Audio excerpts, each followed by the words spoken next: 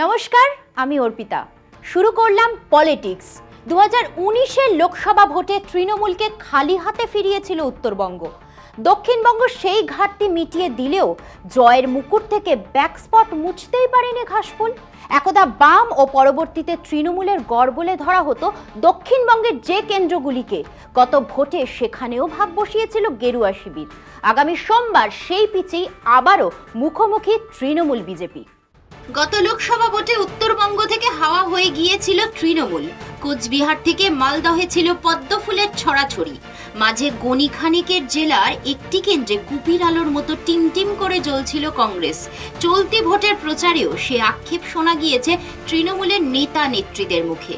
যদিও দক্ষিণবঙ্গ নিজেদের দখলে রাখার লড়াইয়ে জীবন মরণ পণ তৃণমূলের। আগামী সোমবার বাংলায় পঞ্চম দফার ভোট। হাওড়া, হুগলি ও উত্তর 24 পরগনার 7টি কেন্দ্রের ভোটাররা তাঁদের পছন্দের প্রার্থী নির্বাচন করবে 20 মে। অধিক আসন পাইয়ে দিয়ে বঙ্গ রাজনীতিতে চালকের আসনে বসার কারিগর সেদিনই ঠিক করবেন আমজনতা। তৃণমূলের গড়ে সোমবার যে 7টি কেন্দ্রে ভোট, তার মধ্যেও 3টিতে ছড়িয়ে রয়েছে পদ্মের কাঁটা।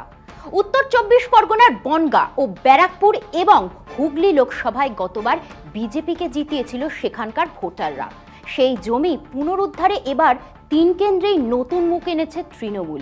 মাটি কামড়ে পড়ে রয়েছেন দলের নেতা নেত্রীরাও। বনগাঁ কেন্দ্রে তৃণমূলের প্রার্থী দলবদলু বিশ্বজিৎ দাস। গত বিধানসভা ভোটে বিজেপির টিকিটে জিতে দলবদলের পরে এবার তাকেই প্রার্থী করেছে ঘাসফুল। দলবদলুর তকমায় দীর্ণ ব্যারাকপুরের বিজেপি সাংসদ অর্জুন সিংহ। গত লোকসভা ভোটে পদ্ম চিহ্নে জিতে চলে গিয়েছিলেন তৃণমূলে, কিন্তু সেখানে খুব একটা কলকে না পেয়ে ভোটের আগে ফের ফিরেছেন গেরুয়া শিবিরে। অর্জুনের জেতা আসনে এবার তাঁকেই প্রার্থী করেছে বিজেপি। এরই মধ্যে তৃণমূলের টার্গেট হুগলি। একদা রঙিন পর্দার অভিনেত্রী লকেট চট্টোপাধ্যায়কে জব্দ করতে তাঁরই সতীর্থ রচনা বন্দ্যোপাধ্যায়কে এবার প্রার্থী করেছে তৃণমূল। দিদি নাম্বার 1 অনুষ্ঠানের চেনা মুখ ভোটের মাঠে 1 নম্বর হতে পারেন কিনা সেদিকে নজর ভোট কুশলীদের। কেবল গতবারের হারা আসনে নয়, আসন ধরে রাখার স্বার্থে জেতা আসনেও মুখ বদলেছে তৃণমূল। আরামবাগে এবার আর প্রার্থী করা হয়নি অপরূপা পোদ্দারকে।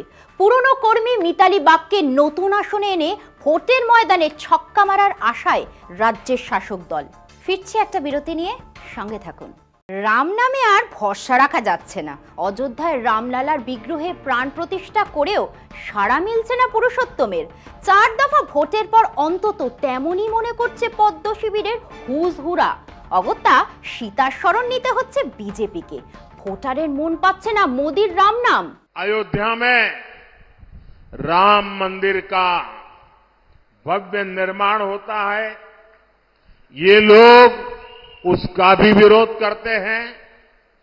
मैं तमिलनाडु में भगवान राम से जुड़े स्थानों पर आता हूं, इन्हें उससे भी तकलीफ होती है। ये लोग तो सनातन धर्म को समाप्त करने की धमकी दे रहे हैं। नए संसद भवन में तमिलनाडु की संस्कृति से जुड़े पवित्र सेंगोल की स्थापना होती है। डीएमके उसका बायकॉट करती है। রাম রাম রাম। প্রধানমন্ত্রী নরেন্দ্র মোদীকে বিরোধীরা যতই দেশের রেকর্ড বেকারত্ব বা আকাশ ছোঁয়া মূল্যবৃদ্ধি নিয়ে প্রশ্ন করুক না কেন, তিনি রাম নাম জপে চলেছিলেন। বিরোধীরা কতটা রামকে অবজ্ঞা করে, তার নানা ফিরিস্তি দেওয়াকেই লোকসভা ভোট প্রচারে অগ্রাধিকার দিচ্ছেন স্বয়ং মোদী। তার সুরেই পো ধরেছেন অমিত শাহ থেকে যোগী আদিত্যনাথ, জেপি নাড্ডার মতো বিজেপির তারকা প্রচারকরা। 7 দফার মধ্যে 4 দফা ভোট হয়ে গিয়েছে। এখনো পর্যন্ত ভোটদানের সামগ্রিক হার 2019 সালের চাইতে কম, আর তাতেই স্নায়ুর চাপ বেড়েছে মোদী শাহের। লোকসভার মোট 543টি আসনের মধ্যে এনডিএ 400 আসন পাবে। বিজেপির ভোটের প্রচারে মোদী শাহের এমন হুঙ্কারের নেপথ্যে ছিল রামের নামে উগ্র হিন্দুত্বকে তুলে ধরা। অযোধ্যায় মন্দির নির্মাণে তাঁর কৃতিত্বকে জাহির করেই মোদীকে পুনরায় ক্ষমতায় বসানোর সওয়াল করেছেন অমিত শাহ। কিন্তু মন্দির বা রাম নামে কি কাজ হচ্ছে না? বৃহস্পতিবার বিহারে এনডিএর নির্বাচনী প্রচারে সীতার মন্দির নির্মাণের প্রতিশ্রুতি শোনা গেল অমিত শাহর ভাষণে। मोदी जी ने अयोध्या में रामलला का मंदिर बनाया, एक काम पूरा हुआ, अब काम बाकी है मां सीता की जन्मभूमि पर महान स्मारक बनाने का काम। और ये जो अपने आप को राम लल्ला के मंदिर से दूर रखे हैं, वो नहीं बना सकते।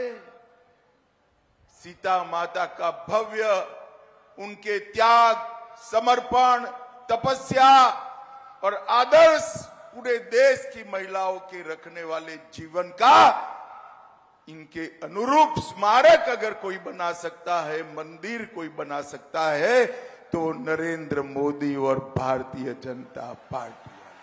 রাম সীতা যার নামে ভোট ভিক্ষায় নামুন না কেন, তাতে 400 তো দূর, লোকসভায় ম্যাজিক সংখ্যা 272 পার হবে কিনা 4 দফা ভোটের গতি প্রকৃতি দেখে তেমনই সংশয় তৈরি হয়েছে। 4 জুন ফল প্রকাশের পর আর প্রধানমন্ত্রী থাকবেন না মোদি, ঘোষণা করেছেন কংগ্রেস নেতা রাহুল গান্ধী। ইন্ডিয়ার অন্যতম শরিক তৃণমূল নেত্রী বাংলার মুখ্যমন্ত্রী মমতা বন্দ্যোপাধ্যায়ের প্রত্যয়ী দাবি, সংখ্যাগরিষ্ঠতা পেতে চলেছে বিরোধীরাই।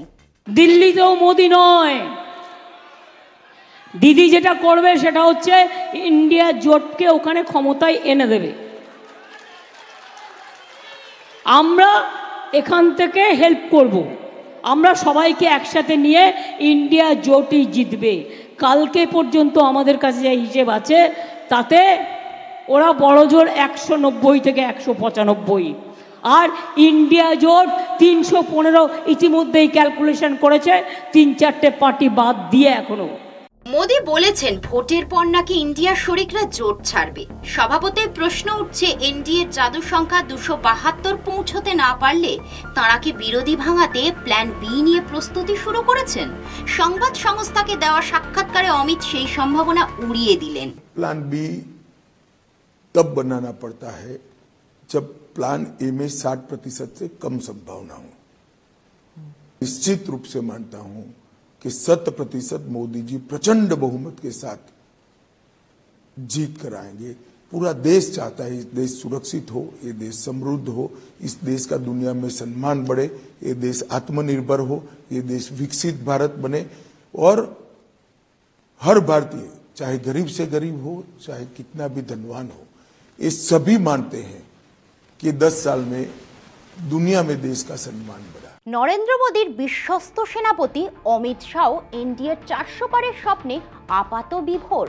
সেই লক্ষ্য পূরণে ধর্মীয় মেরুকরণ নির্মাণে শুধুমাত্র রাম নামেই ঝুঁকি নিতে চাইছে না বিজেপি, তাই এবার ভোট বাজারে সীতাকেও নামিয়েছে পদ্ম শিবির। এখন সময় একটা বিরতির, ফিরছি বিরতি নিয়ে, সঙ্গে থাকুন। গত 7ই মে মুর্শিদাবাদ লোকসভা কেন্দ্রে বিভিন্ন বুথে ঘুরে বেরিয়েছেন সিপিএম প্রার্থী মোহাম্মদ সেলিম। কোথাও বুথে ঢুকে ভুয়ো এজেন্ট ধরে ঘাট ধাক্কা দিয়েছেন, কোথাও আবার ভুয়ো ভোটার ধরেছেন। প্রার্থীকে ঘিরে সেলিম গো ব্যাক স্লোগান উঠেছে।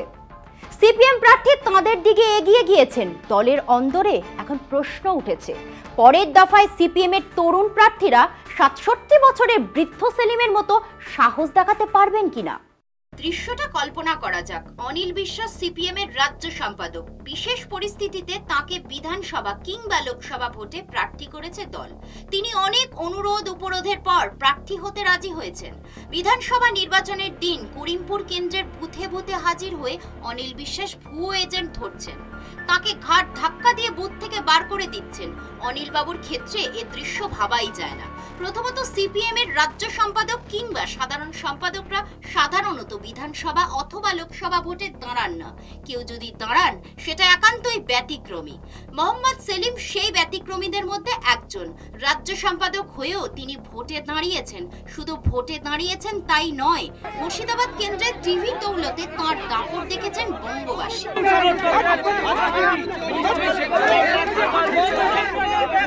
যখন এখান দিয়ে আসছিলাম সকালে ভোট দিতে, তখন বাধা দিয়েছে, আটকেছে। আমি জানতে চেয়েছি, সে মহিলাকে আমি বলেছি পুলিশকে অভিযোগ করতে। পুলিশ বলছে থানায় যান, লিখুন, এই ব্যুরোক্রেটিক আছে। তার মানে পুলিশ প্রোটেকশন দিচ্ছে।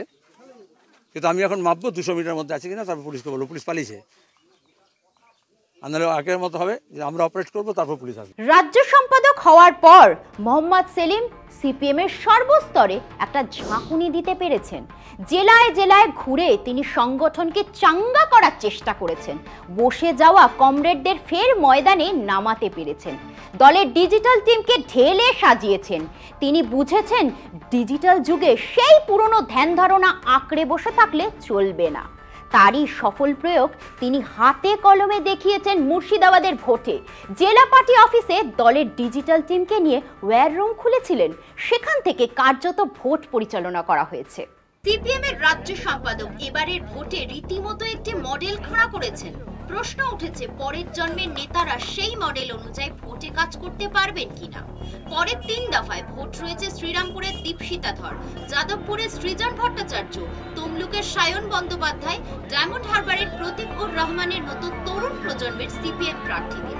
যে সাহস 7ই মে দলের রাজ্য সম্পাদক তাঁর নির্বাচনী কেন্দ্রে দেখাতে পেরেছেন, দীপশিতা সৃজনরা কি সেলিমের মতো বুথে বুথে ঘুরে ভুয়ো এজেন্ট বা ভুয়ো ভোটারদের পাকড়াও করতে পারবেন? তিনি দলের সর্বস্তরের নেতাদের চ্যালেঞ্জের মুখে ঠেলে দিয়েছেন। রাজ্য সম্পাদক যদি করতে পারেন, তাহলে অন্য নেতারা তা করতে পারবেন না কেন? প্রশ্ন উঠেছে দলের অন্দরে। দলের রাজ্য নেতাদের অনেকের আপত্তি অগ্রাহ্য করেও মোহাম্মদ সেলিম লোকসভা ভোটে অনেক তরুণ নেতাকে প্রার্থী করেছেন। তাদের কাছে এই ভোট একটা বড় পরীক্ষা। লোকসভায় বাংলা থেকে সিপিএম শূন্য, এই অপবাদ ঘুচবে কিনা তা জানার জন্য 4 জুন পর্যন্ত অপেক্ষা করতে হবে। দীপশিতা সৃজনরা দলের রাজ্য সম্পাদকের গড়ে দেওয়া মডেল অনুসরণ করতে পারবেন কিনা, সেদিকেও লক্ষ্য থাকবে রাজনৈতিক মহলের। পলিটিক্স আজ এই পর্যন্তই। দেখতে থাকুন কলকাতা টিভি, রাত দিন 7 দিন।